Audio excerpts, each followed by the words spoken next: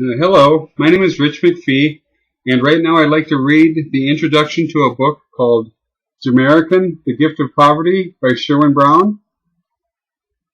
Mr. Brown is a native of Jamaica, presently a U.S. citizen residing in Florida, and here we go. I was seated in first class on Sun Country Airlines Flight 726 flying out of Jamaica. Seated next to me was my wife Margo, whom I was positive was cheating on me.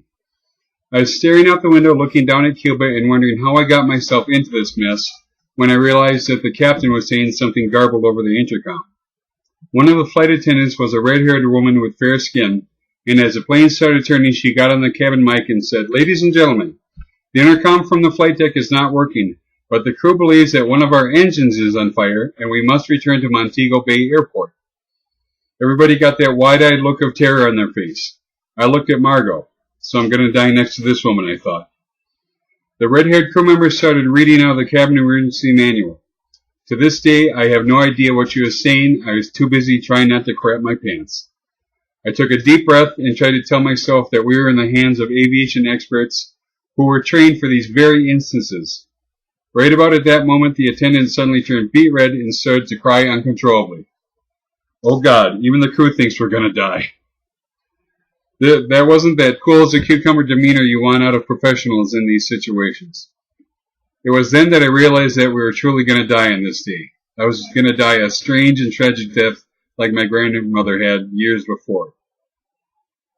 The plane circled around Sangster International for a while, dumping fuel so we'd make just a small explosion when we crashed instead of a great big explosion, I guess. I just sat there looking at the beautiful palm trees and noticing how pretty and peaceful they looked from above. Then I looked around the cabin to see if there was somebody else I'd rather die next to.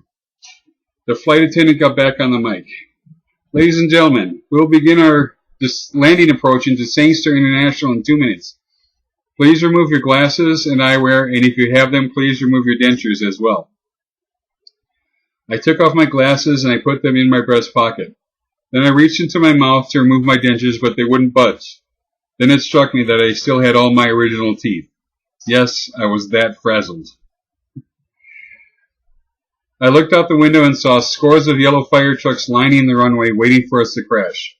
She continued, "Please lean forward and get your head as close to your knees as possible.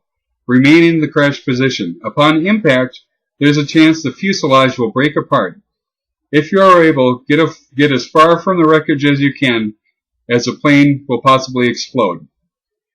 I was just waiting for her to wrap it up with, "And thank you for choosing Sun Country Airlines today."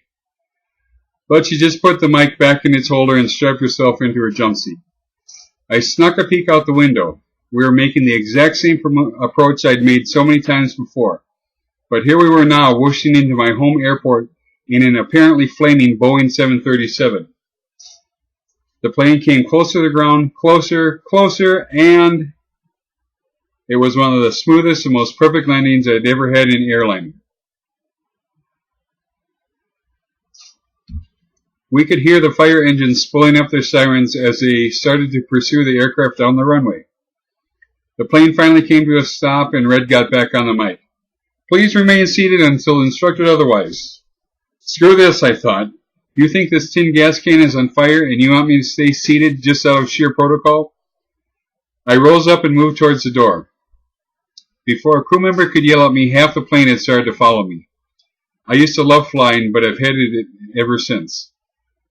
Though I wouldn't have any more airline mishaps, this wouldn't be my last near crash of my life. My name is Sherwin Presley Brown, and I am from Jamaica. I grew up the poorest of the poor, in a country already rather steeped in poverty to begin with. You want details? There was a dance for teens in my village once. I was smitten with a very pretty girl named Carrie. She wouldn't go to the dance for me for one very simple reason. I didn't own a pair of shoes. Being so poor that a poor girl turns you down, that's a tough pill to swallow. I walked barefoot everywhere in Jamaica. Can you imagine having no shoes?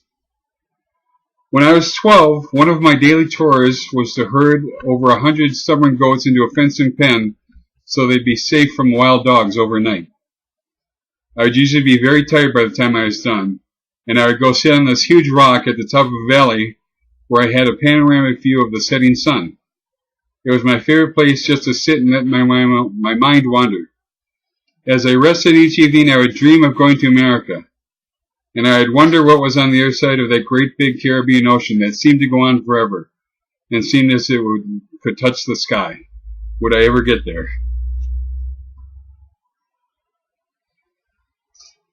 Jamerican. Thanks.